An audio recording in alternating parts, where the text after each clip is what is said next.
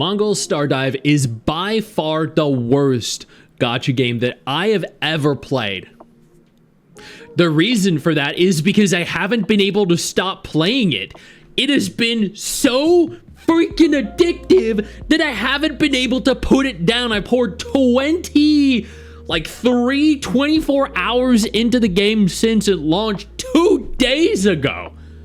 Like 2.5 days ago. So, Jesus. Now let's go ahead and find out why that's the case. This is such a fantastic way to log back into the game. Just seeing one of your waifus greet you like that. Although from what I saw based off of the tier list, this character who I've found nothing but success with is actually not even very good. She, however, she is incredible. She, not so much. Admittedly, I've only gotten 2 SSR characters or 5-star characters since I started, and that's because, unfortunately, the pull economy isn't great. Like, I'll immediately start this entire video by saying the pull economy is not great. We could get a lot more, but unfortunately, they seem to be a little bit stingy. Flames dance. Isn't it beautiful? Why do you have to sound so seductive and perverse when you say that? Jesus Christ. But the pull economy is not very good. I think I've done, admittedly, I've been playing for like... The way the flames dance. No, I know.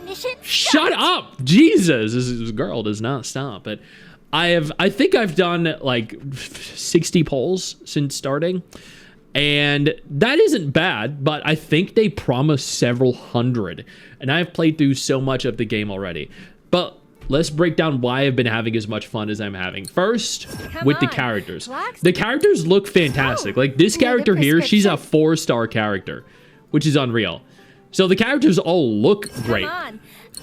You can level your character. You can break through your character using resources. I have not finished the quest required for me to actually ascend the character beyond, I think I leveled her 3 times and then ascended her 1 time. You can level up skills. These skills cost various different materials.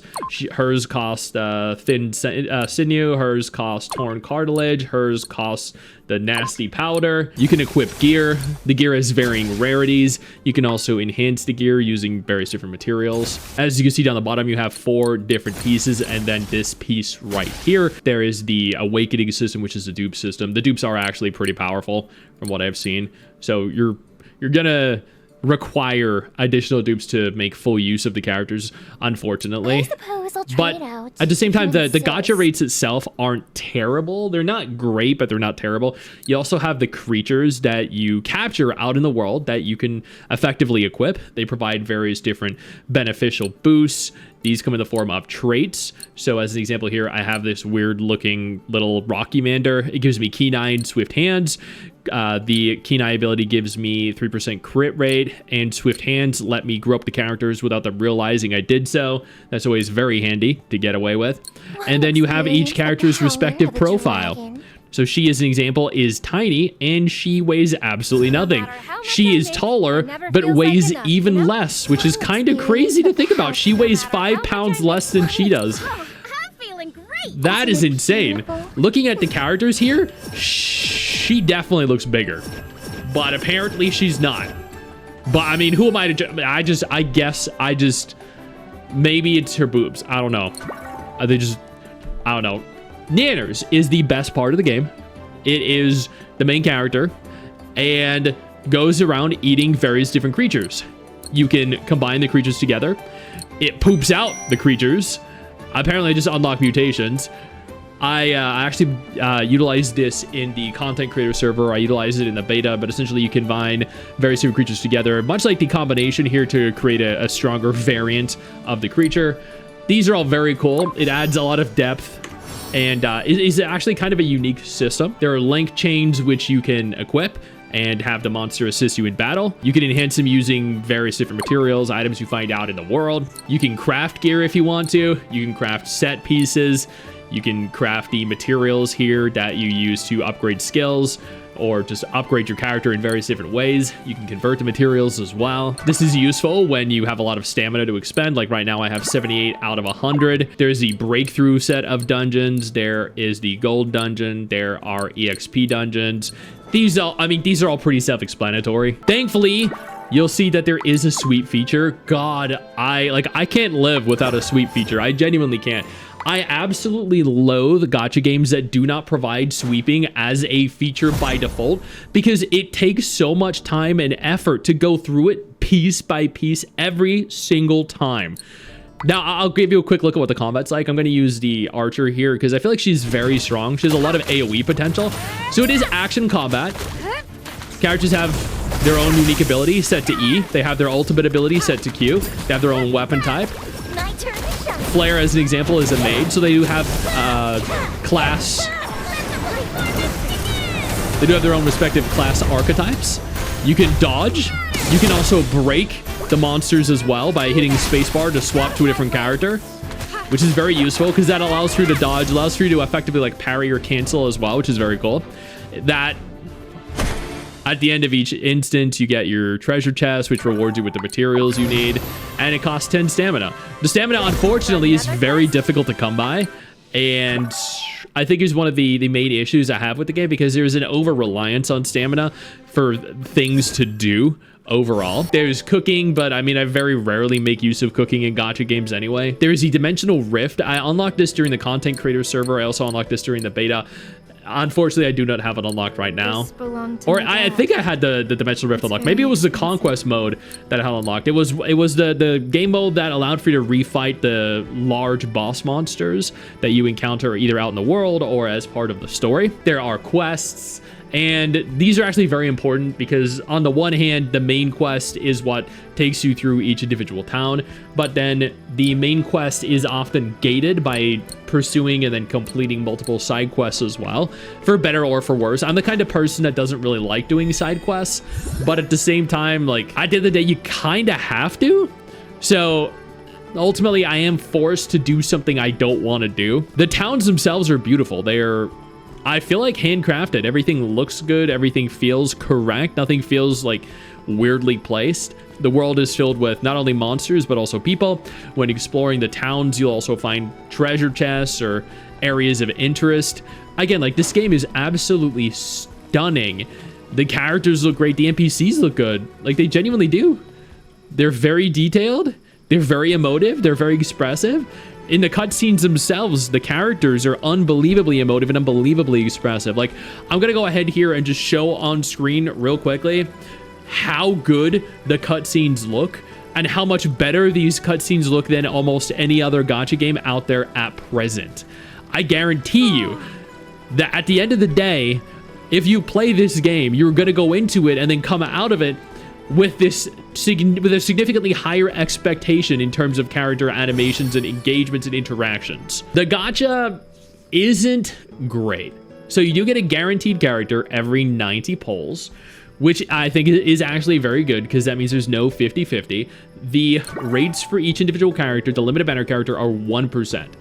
So that's not good at all. It's slightly above Wuthering Waves. It's almost double Genshin Impact, but it's also significantly lower than Nikke and Blue Archive, or I think Blue Archive.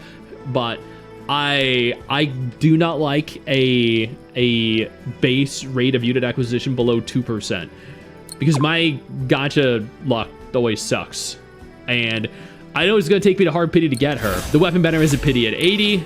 Then you have the standard banners that are much the same with a guarantee at 90, and then the weapon here that allows for you to select any weapon of your choice. I'm going to just go ahead here and select that one. You can change it at any point by clicking change target, and then in 80 attempts you are guaranteed the weapon. So evidently the gacha isn't great, but again, it's not terrible. It does look like in the Fate exchange through the Threads of Fate, you can purchase additional polls, materials, dupes of certain characters. I don't see any 5-star characters here, like the max rarity characters here available, which is kind of disappointing. It looks like in the Threads of Promise, I don't see them either.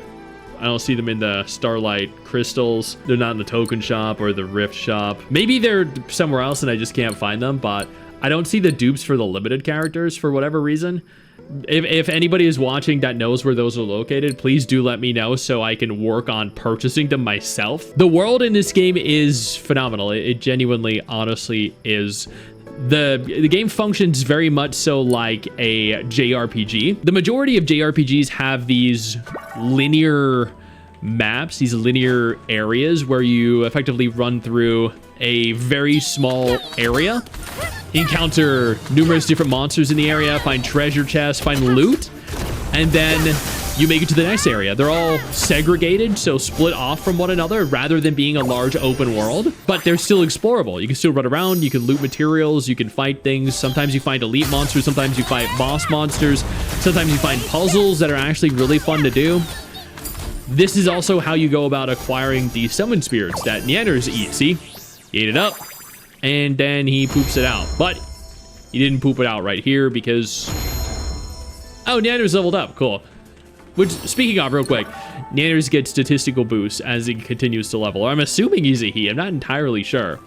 But there are a ton of different diverse areas with lots of different regions to, or like little sub areas to explore in every single region, which is very cool because it does promote essentially exploration, but not, I don't think it's nearly as overwhelming or as tiring as it is in an open world gacha like Wuwa or Genshin Impact, where you'll spend 3 hours running at one direction, open like 50 treasure chests, fight hundreds of monsters, and still be running that direction. In this, there are very linear areas that are connected, that offer treasure chests, that offer harvestable materials, that offer monsters you can fight, bosses you can engage, and just overall, that to me feels better. Ultimately, at the end of the day, this is just such a breath of fresh air. Now let's go ahead here and break down my rating. Content, 6 out of 10. There's a decent amount of stuff to do, not overwhelming, but also not enough to warrant it as a main game, I think. Difficulty, 5 out of 10. It's okay, moderately difficult. I haven't encountered anything yet, even on the content creator server, that challenged me too greatly. Free-to-play friendliness, 5 out of 10. You have a guarantee without 50-50, which is fantastic, but the pull economy is pretty mid, meaning you can't do too many pulls anyway. Gameplay, 8 out of 10. It's incredibly fun. It's very fluid. It's unbelievably smooth like butter. Graphics, 8 out of 10. It's beautiful. The world, the characters, the abilities. I genuinely love it. Sound, 7 out of 10. It's good. It all sounds very good, very cute, very fun. Story, 9 out of 10. It is so good, dude. Genuinely and wholeheartedly, the story is so goddamn good. It's quirky, sarcastic, expressive, emotive, and high on humor. Voice acting, 7 out of 10. The English dub was honestly very good for most of the characters. Well done. World, 7 out of 10. The world is huge. It's varied. It's filled with personality and lore. Fun, 10 out of 10. 25 hours in 3 days. Yes, I'm having a lot of fun. Overall, I'd give this 72 degenerate waifus or 7.2 out of 10. This game is a ton of fun. I've not been able to put it down. I know you think that you just hit the end of the video, and technically, yeah, you have. And I know your first reaction is to close out of it at this juncture, but don't. No, instead, I urge you to take a moment here and click one of the videos on screen that are coming up in just a moment so you remain up to date with everything going on in the gacha genre. Trust me, you're not going to regret doing so. Stay flaccid.